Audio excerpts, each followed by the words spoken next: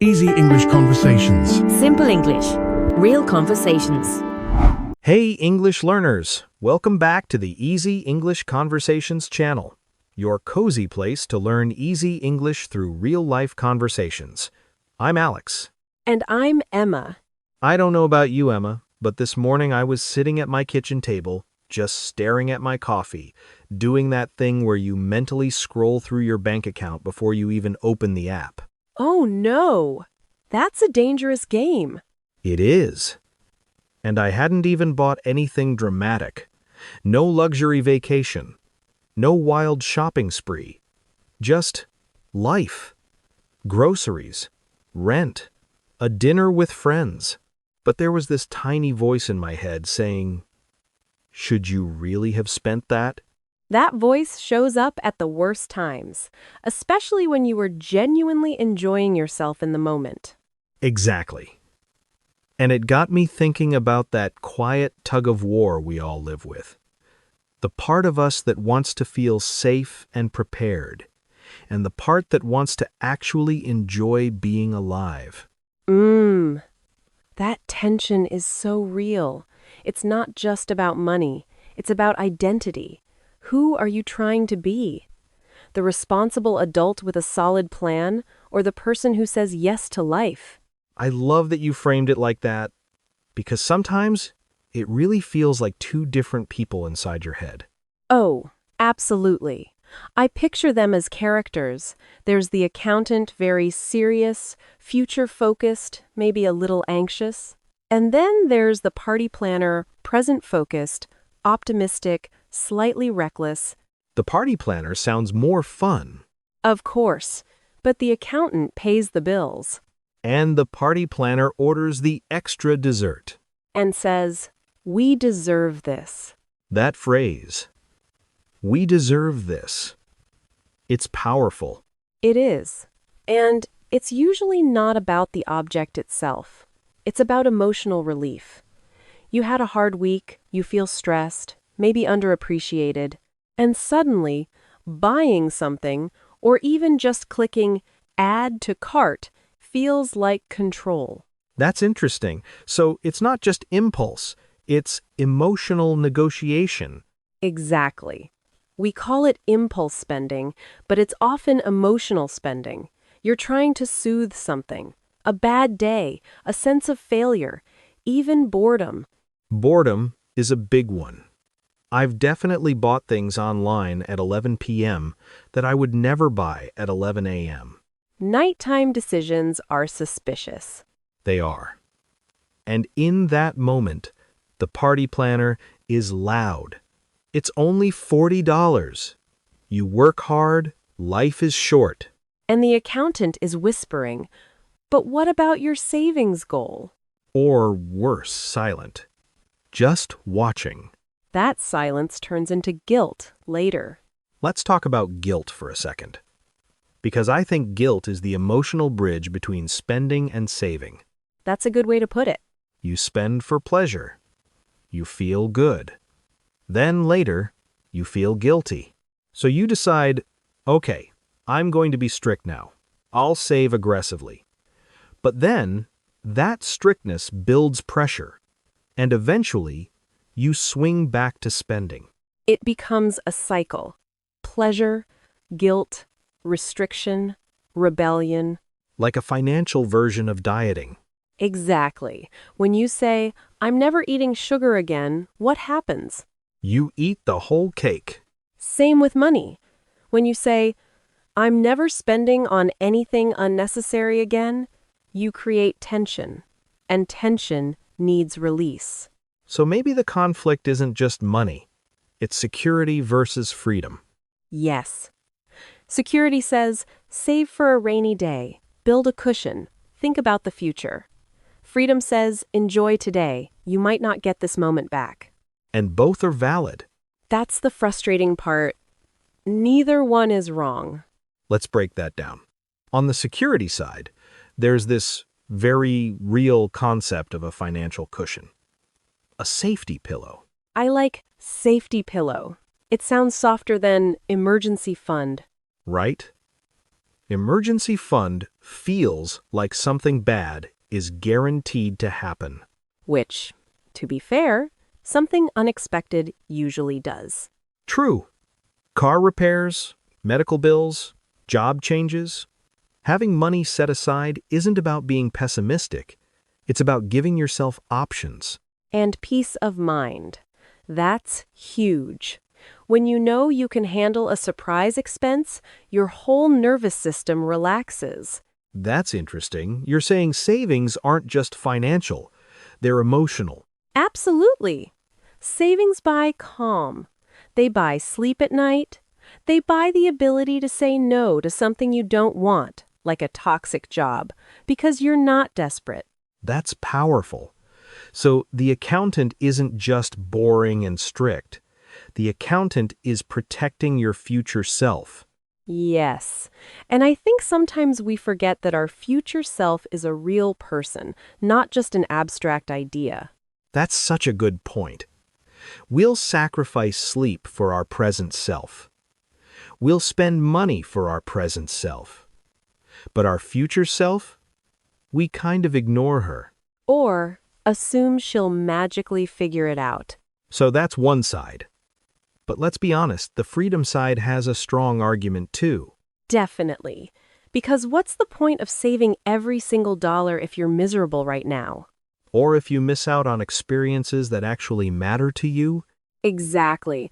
I know someone who saved aggressively in her 20s. She rarely traveled, rarely went out, she was extremely disciplined, and financially, she did great.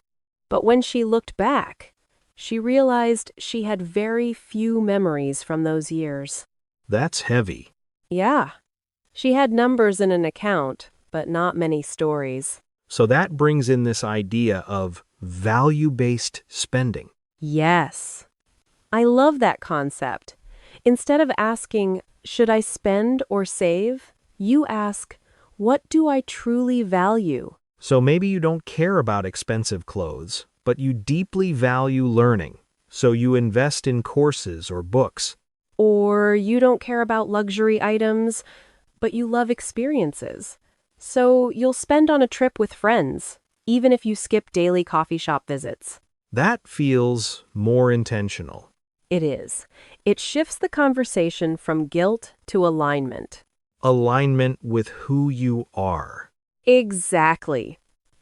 And that reduces internal conflict. The accountant and the party planner can actually work together. That sounds optimistic. It is, but it requires awareness. Most impulse purchases happen before awareness kicks in. Let's talk about impulse purchases more specifically. What's actually happening psychologically in that moment? Okay, imagine you're stressed. Your brain wants relief. Buying something creates a small dopamine spike, a chemical reward. It's quick and accessible. So it's like a tiny celebration. Yes, but temporary. The relief doesn't last. So, if you rely on spending as emotional relief, you keep needing more. That explains why sometimes the package arrives and you're not even excited anymore. Exactly. The thrill was in the anticipation, not the object. That's uncomfortable. It is. But it's freeing, too. Because once you see it, you can pause. Ah, the pause. The famous pause. I've heard people talk about this 5-second rule, not the food one. Please don't eat money off the floor. I won't. But the idea of counting to 5 before you click buy. Yes. That tiny delay interrupts the emotional reaction. It gives the accountant time to speak. So instead of immediate gratification, you introduce delayed gratification. Exactly. And delayed gratification isn't about denying yourself forever. It's about asking, do I still want this tomorrow? That's a powerful question. It is. Because sometimes the answer is yes, and that's okay.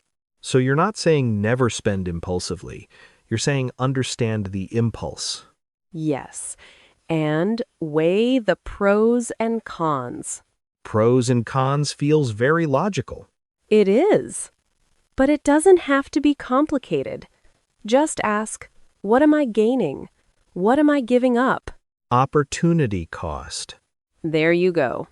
If I spend $200 on this, what else could that $200 do? It could grow in savings. It could fund a future trip. It could reduce stress. Or it could create a memory tonight. So we're back to that tension. We are. I'm curious, do you think social media makes this tension worse? Oh, absolutely. You scroll and see everyone traveling, buying, upgrading. It creates this subtle pressure that you should be optimizing your life constantly. Optimizing. That's a good word. Yeah. Not just surviving, but optimizing. Better apartment, better gadgets, better experiences. And if you're just trying to make ends meet, that pressure can feel heavy. Exactly. There's a big difference between spending for joy and spending to keep up. That's huge. And sometimes we confuse the two. So maybe the real question isn't just, should I save or spend? Maybe it's, why am I doing this? Yes. What need am I trying to meet? Security? Belonging? Relief? Joy? And are those needs actually being met by the decision? That's the pause again. That reflective space. It's interesting. When you put it like this, it's less about money and more about self-awareness. Money just makes it visible. That's a beautiful line. Thank you. So if someone's listening right now and feeling that internal tug of war, the accountant versus the party planner, what do you think is the first honest question they should ask themselves? I think they should ask, am I trying to feel safe or am I trying to feel alive? And then sit with the answer for a second. And what if the answer is both? Then maybe the real work begins there. Both feels complicated. It is, because wanting to feel safe and wanting to feel alive aren't opposites. They're both deeply human needs. But sometimes they compete. They do, especially when resources are limited. If you only have a certain amount of money, time, energy, every choice feels amplified. That's where opportunity cost becomes more than just an economic term. Right. It becomes personal. If I say yes to this concert ticket, I'm saying no to adding that money to my savings. If I say yes to building my emergency fund faster, I might be saying no to a weekend trip with friends. And sometimes the no is louder than the yes.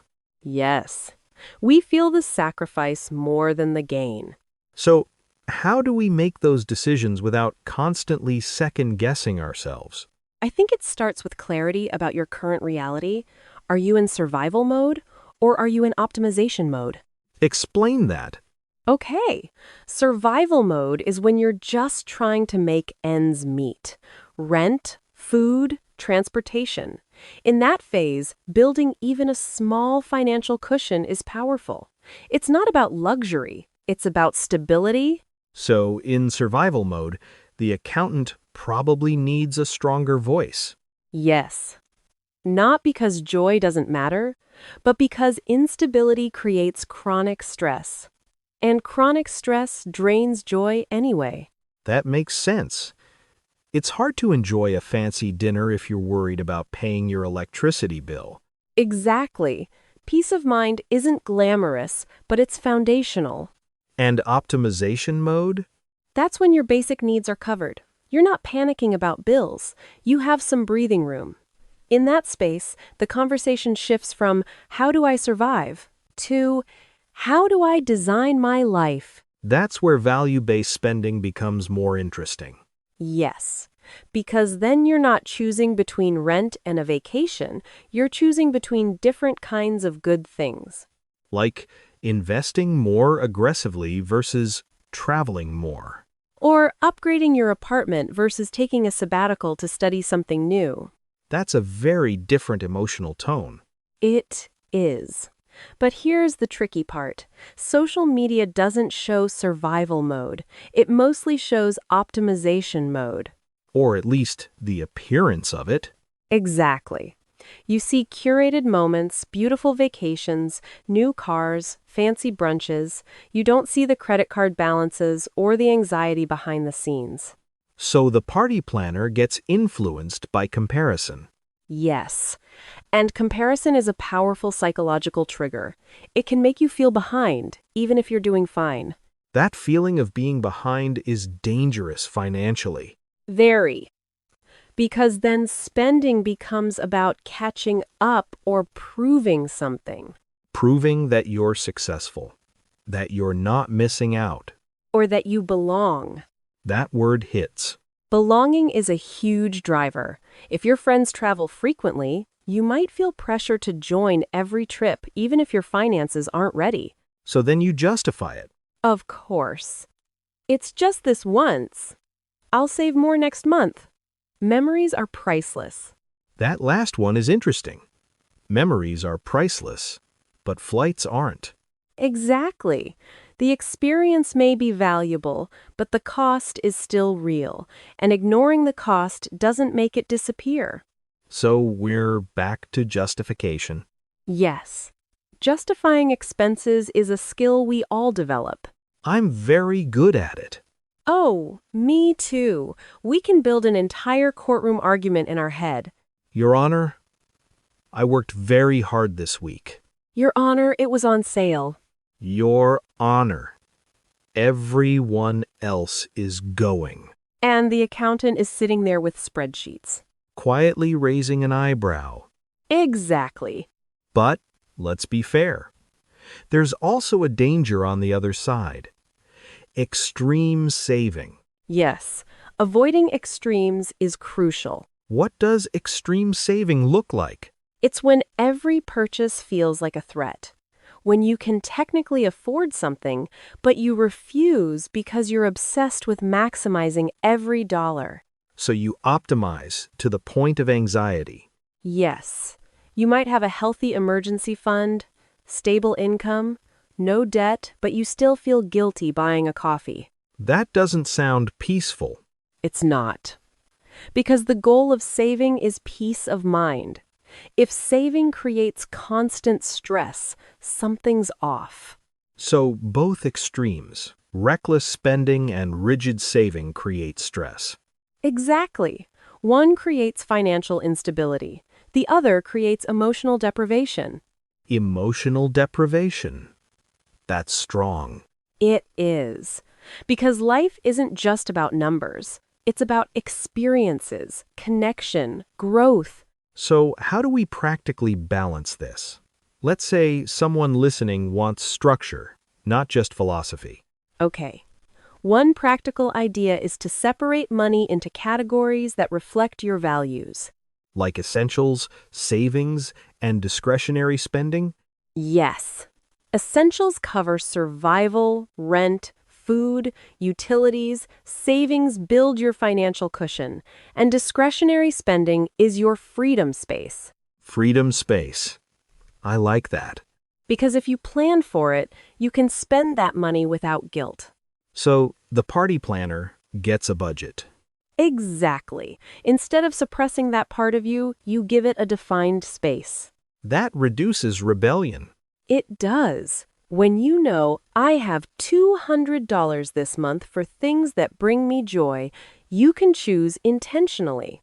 And when it's gone, it's gone. Yes.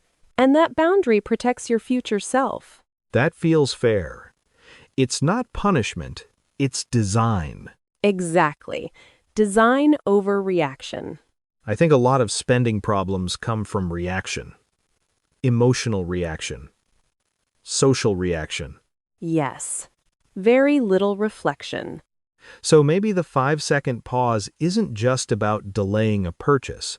It's about shifting from reaction to reflection. That's beautifully said. Thank you. And reflection can be simple. Before a bigger expense, ask, will this matter to me in a year? That's good. Or even, does this align with the person I want to become? That's deep. Well, money shapes identity. If you invest in learning, you become someone who grows. If you invest in relationships, You become someone who values connection. And if you invest in random things out of boredom, You become someone surrounded by clutter. that's painfully accurate. I've been there. Me too. Drawers full of things that once felt urgent. And now feel meaningless. That's the memories over noise idea. Yes, noise is the constant stream of small, forgettable purchases.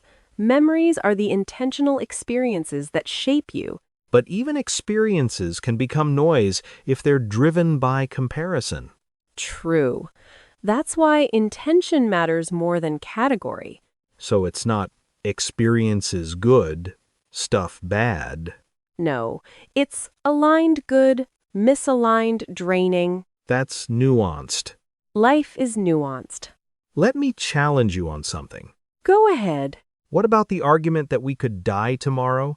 That saving too much for the future is risky because the future isn't guaranteed?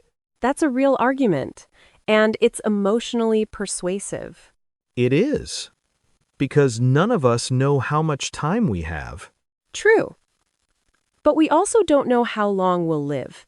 Planning only for the possibility of dying tomorrow ignores the possibility of living another 50 years. So it's about probability, not possibility. Exactly. It's possible that you won't need retirement savings. It's also possible that you'll deeply regret not having them. So the rational approach is to prepare for a likely long life while still enjoying the present. Yes. And enjoying the present doesn't require constant spending. Sometimes it's about presence, not purchases. That's important because we often equate enjoyment with consumption. Yes. But some of my happiest memories are simple. Walking with a friend, cooking at home, watching the sunset. Low cost, high meaning. Exactly. So maybe part of the balance is redefining enjoyment. Absolutely. If enjoyment always equals expensive, then you're stuck in a difficult trade-off. But if enjoyment can be simple, then saving doesn't feel like deprivation. It feels like wisdom. And spending feels like intention. Yes, not escape. I think we've talked a lot about individual decisions. But what about bigger life goals? Buying a house, starting a business, going back to school? Those amplify everything. Because now the trade-offs are larger. You can't impulse buy a house, I hope not. but you can impulse delay one. That's true. Big goals require sustained discipline, and that's where delayed gratification becomes powerful.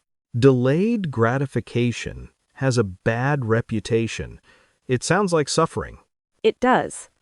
But it's really about choosing a bigger reward over a smaller, immediate one.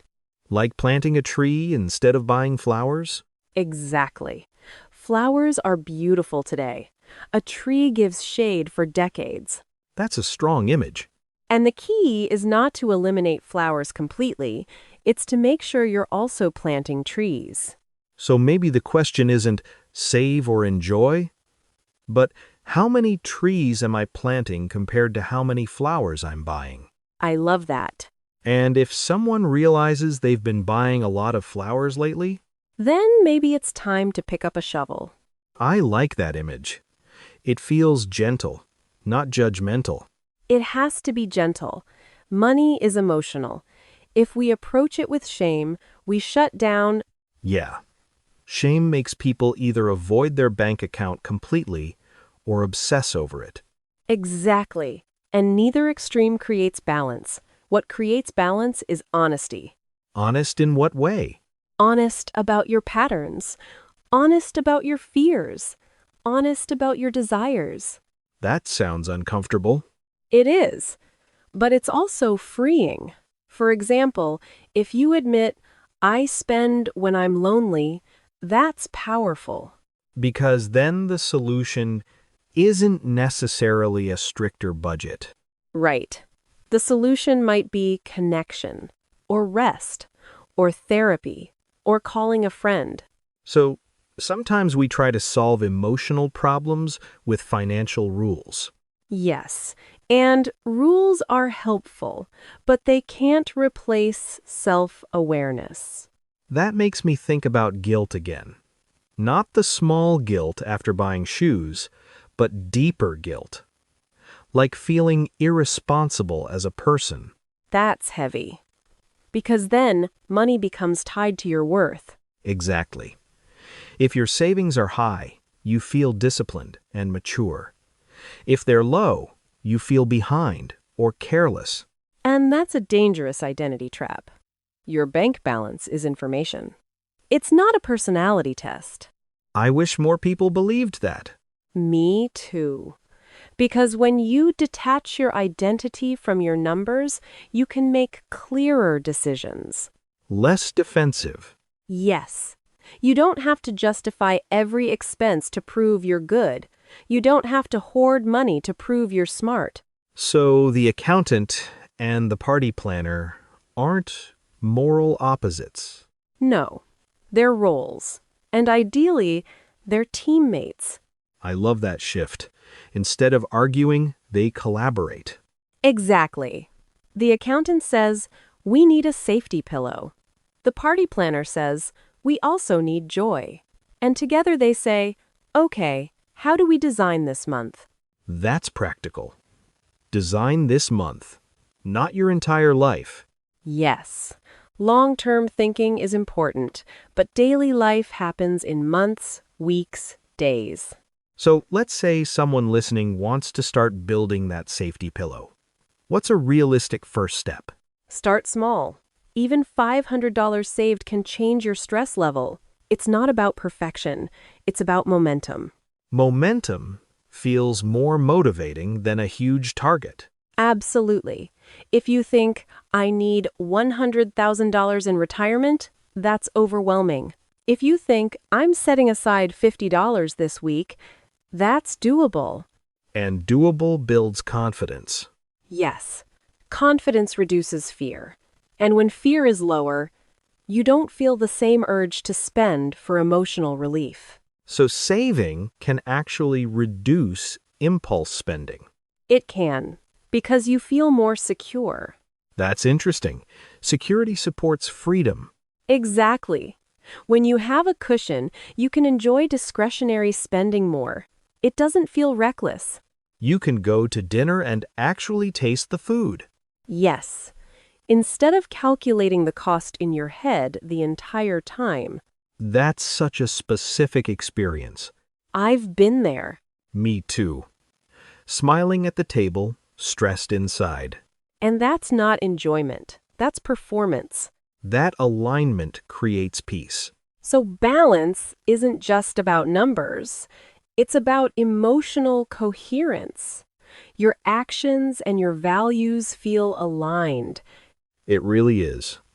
We talk a lot about happiness, excitement, success, not enough about calm. Yes, and peace is underrated. I think that's what many people experience with money. Internal fighting. Calm is powerful.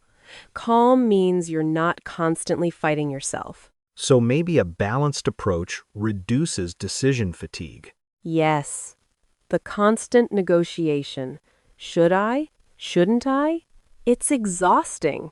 You don't have to reinvent the decision every time. Definitely. If you pre-decide your savings percentage and your discretionary budget, you remove daily drama. That's very practical and very adult. Exactly. Systems protect your energy. Good, because I'm not ready for boring. Being adult doesn't mean being boring. I can handle intentional. It means being intentional. I want to touch on something else before we wrap up. Making ends meet. Because for some listeners, this isn't about optimization. It's about survival. Good. If someone is struggling to cover basic expenses, conversations about value-based spending can feel distant. Yes. And we have to acknowledge that reality. And maybe redefining enjoyment in low-cost ways. True. In that phase, the priority is stability, Increasing income if possible, reducing unnecessary expenses gently, seeking support. Simpler. Yes, joy doesn't disappear just because money is tight, but it may look different. So even in survival mode, the party planner doesn't vanish. Simpler doesn't mean smaller. A shared meal at home, a walk in the park, learning something online for free. That's hopeful. No, it just becomes more creative.